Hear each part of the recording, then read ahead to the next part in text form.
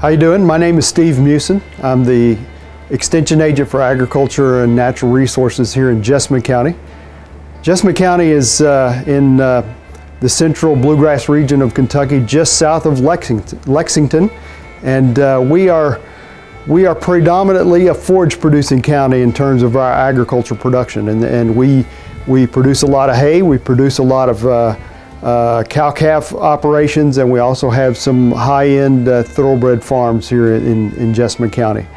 We are on Tim White's farm today, and I've known Tim for about 6 years now. He is one of our top cattle producers here in Jessamine County.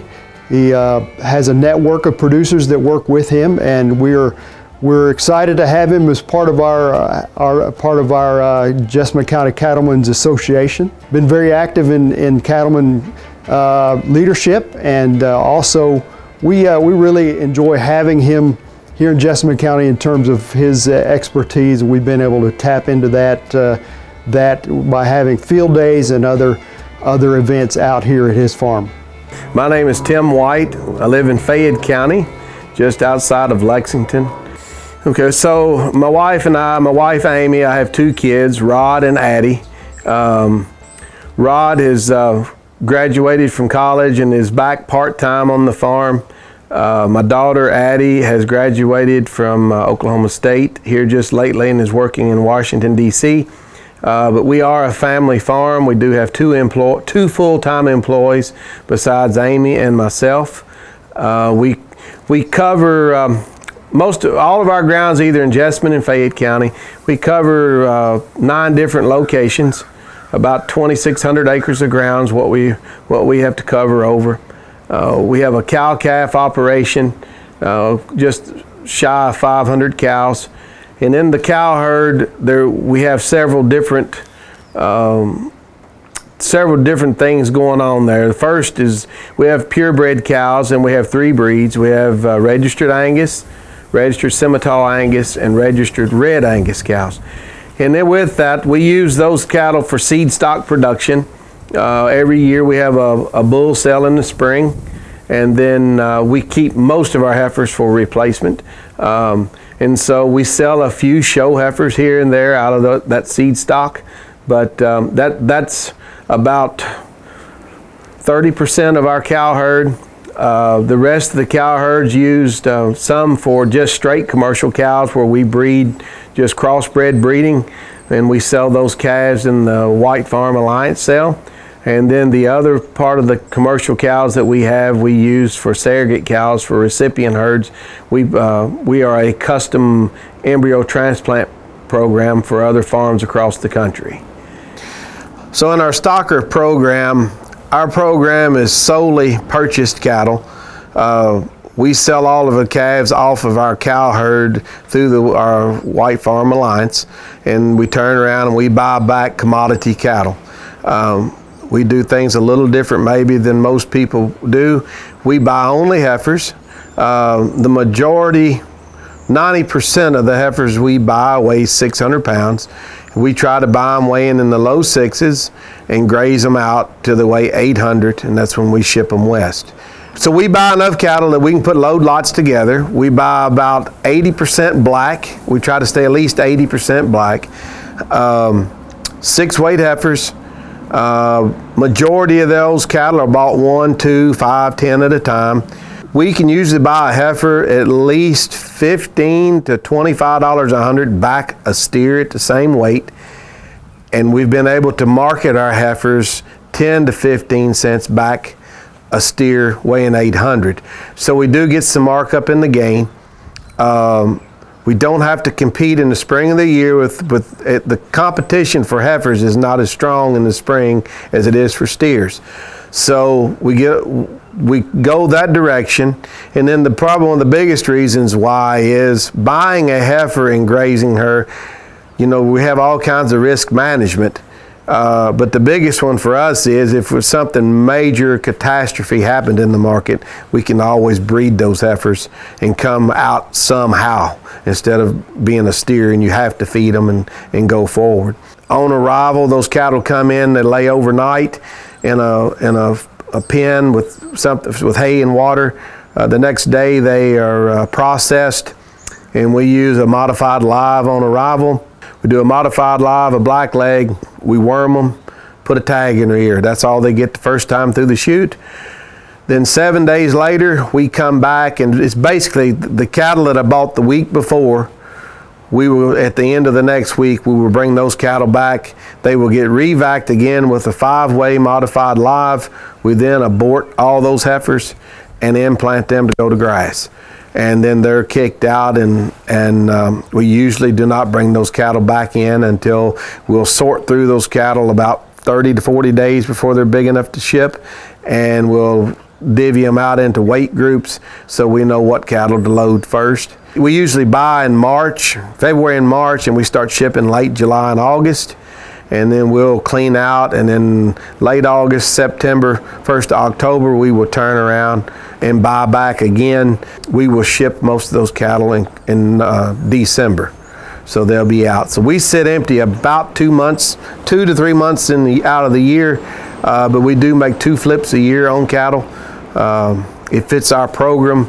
We do, it's like I said, we do ship all of our cattle direct. We've been selling direct west since 1996, and so we've built some partnerships with some feed yards that we just have a great relationship with, and it's pretty easy for us to sell. They know when their approximate time when we're going to be ready, and they're usually willing and ready to purchase cattle from us. One thing we have found is most of the bigger feed yards, the 35 to 50,000 and bigger head feed yards would prefer 2 and 3 loads at a time. And so we try to accommodate that. We try to usually ship 3 loads and fill a pen for them. And that they all like to buy large numbers. And so that's one thing we have learned. And usually when we sell the cattle, we'll graze around 1,400 head a year. Most of the time in the spring, it's somewhere in the neighborhood of 800 head, somewhere in that neighborhood. We will sell those cattle all at one time. Even though we won't deliver them all the same day, will take us 30 days to deliver those cattle. They'll all be sold, and it's just a matter of getting them in and weighing them and getting the cattle delivered. In the same way that we do in the fall. We'll usually sell those cattle all at one time, and then it's just bring them in and get the cattle prepared and get them on trucks and send them west. So in our feeder and stocker program, it's a basic forage input only, but we do feed enough grain to these cattle. For one, they've got to know how to come to a trough to eat, so when they go to feed, and know how to come to a trough and drink. So when the cattle first come in, we don't feed over 2 to 3 pounds a day to these cattle per head coming in, and we'll feed them every day for probably the first 30 to 40 days till we know their health is good, and then we'll start backing those cattle off. And once we get into grass time and grass comes, we feed them very little, but we do utilize rotational grazing, and that's big for us to be able to move the cattle to fresh pasture at least once a week, preferably twice. We have seen a huge increase in daily gain and health in our cattle, keeping our grass fresh. Now, our grass base is Kentucky 31 fescue with clovers coming in it. They're not seeded clovers, it's just volunteer clovers. But we try to protect our grass. We never overgraze. We mow pastures frequently, at least 3 times a year. So we try to keep our grass green, lush, vegetative, try to keep the endophyte stage down as much as we can. And we've tried to keep enough cattle on that grass, but not too much. And that is important. And so that's been huge for us. It's saved us a pile of money. The 31 fescue, if it's managed correctly, it works fine for us.